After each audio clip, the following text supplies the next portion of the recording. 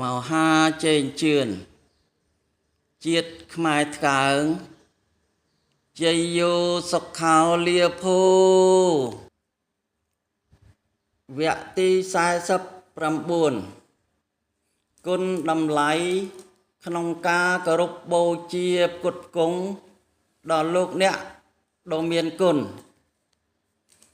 គ្រូភ្លេងប្រគំលេងច្រៀងបទចែកទុំគឺក្នុងន័យតម្កល់គុណឲ្យខ្ពស់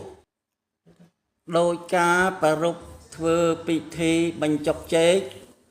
ដែលមានរសជាតិឆ្ងាញ់ពិសាគោរពជូនដល់